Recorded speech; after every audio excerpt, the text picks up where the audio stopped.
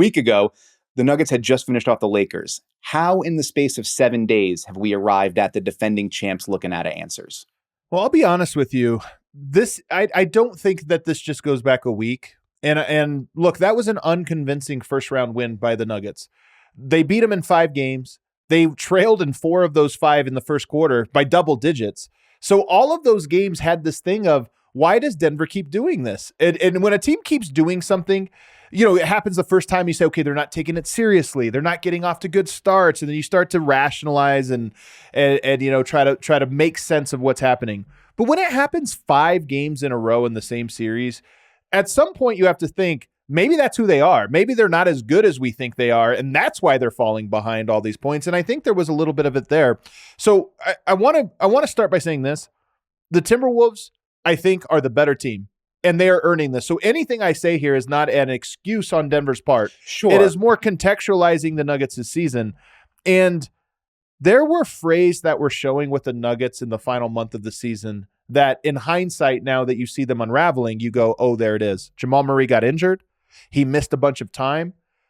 Aaron Gordon, Michael Porter, KCP, Nikola Jokic played extra minutes, kind of sprinted down the finish line to kind of make up for the absence of Jamal.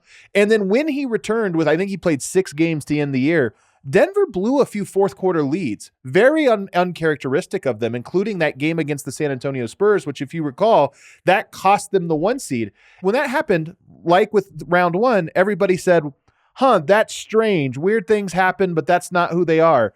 I think it was our first signs that this might actually be who they are, a very good team, but missing what it was that got them over the hump last year. And the Wolves, I think, are designed to exploit any weakness that the Nuggets have, and they've opened up this wound in Denver that is now massive for everyone to see.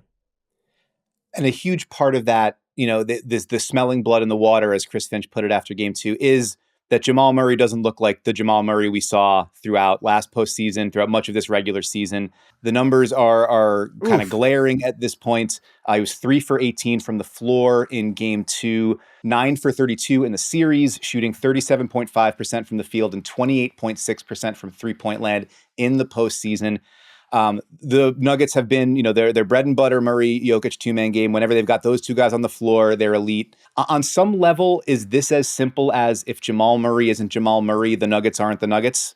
100%. That's exactly it. Is if everything starts from the 2-man game and you're able to shut off the 2-man game, well, what is the secondary thing? Nothing, because the secondary thing is stuff that comes off of that, and nobody had been able to shut it down.